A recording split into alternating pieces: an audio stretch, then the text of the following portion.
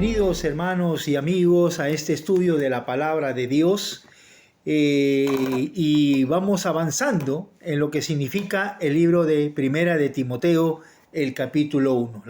El estudio anterior vimos el versículo 1 y 2 y hoy día vamos a considerar del verso 3 al 7. Así que vamos a dar lectura entonces a este pasaje. Dice la palabra de Dios en Primera de Timoteo, capítulo 1, y vamos a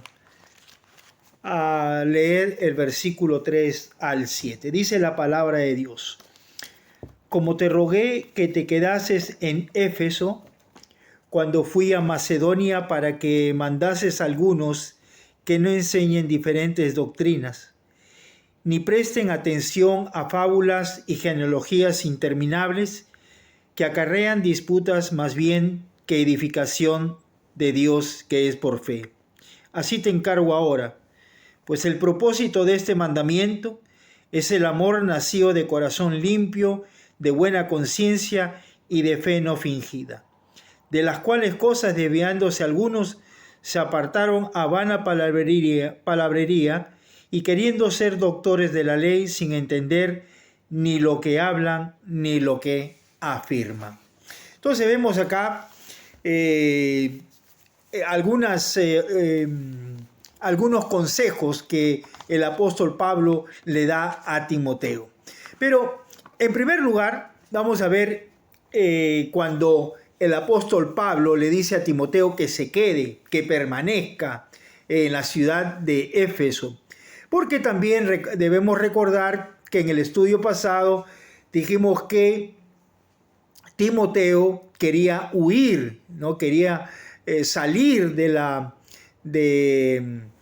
Éfeso por la idolatría, por la vida que se llevaba en esa ciudad. Sin embargo, acá tenemos que ver, en primer lugar, el permanecer. Pablo le dice a Timoteo: como te rogué que te quedases en Éfeso. Aquí entonces el apóstol Pablo le dice a Timoteo que algunos eruditos dicen que Timoteo, como decíamos anteriormente, quería darse por vencido, ¿no? y huir de esa ciudad. A veces en nuestra vida, Dios permite que pasemos por situaciones difíciles, pero esa situación difícil nos debe llevar a permanecer en el Señor, siempre, a permanecer con Él, a permanecer en comunión con nuestro Dios Todopoderoso. Así que, hermanos, en primer lugar, entonces, hemos visto el permanecer, la necesidad de permanecer. Ahora, dice el versículo 3, dice: para que mandases a algunos que no enseñen diferente doctrina. Aquí nos enseña pues que las personas que estaban llegando a la iglesia entonces tenían una doctrina diferente. Pablo le enseñó con unas determinadas enseñanzas a esta iglesia y él estaba preocupado para que Timoteo hiciera todo lo posible para que la iglesia de Éfeso no atienda o no escuche otras doctrinas. La preocupación de Pablo no era que Timoteo iba a enseñar otra doctrina, sino que era que Timoteo permita el ingreso a estas personas para infundir o para difundir otra doctrina. Entonces, el apóstol Pablo le dice estas cosas a Timoteo. ¿Para qué? Para que mandases a algunos que no enseñen diferente doctrina. No se sabe si ya están enseñando, van a enseñar, no se sabe. Sin embargo, nosotros podemos considerar y ver cómo es que Pablo ya está previniendo estas cosas. En el versículo 4 dice, ni presten atención a fábulas y genealogías interminables. Aquí, en segundo lugar, vamos a ver las ocupaciones de Timoteo. Versículo 4, el versículo 6 y versículo 7 también. Dice entonces el versículo 6, de los cuales cosas desviándose algunos se apartaron a vana palabrería, y queriendo ser doctores de la ley sin entender ni lo que hablan ni lo que afirman. Entonces aquí el apóstol está diciendo a Timoteo, tienes que ocuparte de estas cosas. Tienes que ocuparte de estas cosas, hacer frente a este desafío tan grande para este pastor. Entonces, Pablo le dice, no prestes, pues no debes prestar atención a las genealogías interminables. Parece que el gran peligro de estas enseñanzas era distracciones, pero eran unas distracciones absurdas que nunca llevaban a un fin. Estas distracciones son un peligro también, son un peligro porque toman en lugar que debería tocar la edificación de nosotros, que es por la fe en Jesucristo, en Dios. Entonces, dice que acarrean, también dice el versículo 4, que acarrean disputas, ¿no? El resultado de esto es que no edifica la iglesia, no podemos permitir que se enseñe algo que no edifica a la iglesia, que es el cuerpo de nuestro Señor Jesucristo, el cuerpo de Cristo, como dice la Escritura.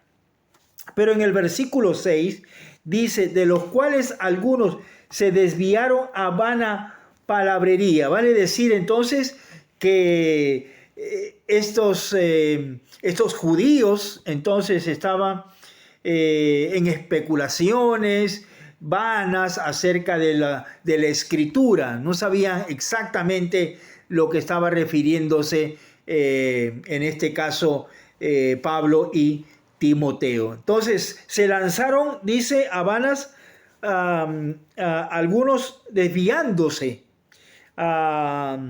se apartan a vana palabrería. O sea, vale decir entonces que se aparta la gente, ¿no es cierto? Se aparta la gente, ¿no es cierto?, de los caminos de Cristo cuando comienza a escuchar cosas que no debe escuchar, a las mentiras que de alguna manera se escucha en nuestra sociedad. En el versículo 7 dice, queriendo ser doctores de la ley sin entender ni lo que hablan ni lo que afirman. Vale decir entonces que no entienden las implicaciones, ¿no es cierto?, que de su propia enseñanza, no lo entienden, ni ellos mismos entienden lo que enseñan. Entonces vale decir que de alguna manera, entonces Pablo le está diciendo a Timoteo, ocúpate de estas cosas. No permitas que enseñen otras cosas, no prestes atención a las fábulas, no te entrometas en vana palabrería, y cuando enseñes algo, ten entendido, sepas que lo que estás entendiendo, y no como estas personas que no entendían ni lo que hablaban ni lo que afirmaban, no entendían absolutamente nada.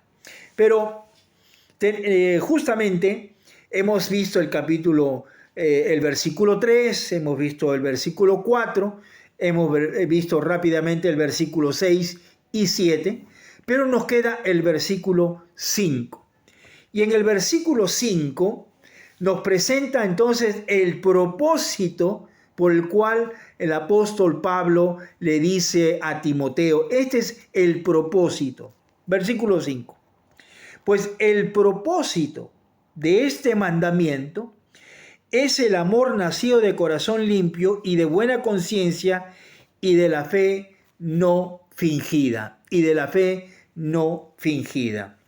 Entonces, este propósito es una obra interna que hace nuestro Señor. No es algo externo, es algo interno lo que hace el Señor en nuestras vidas.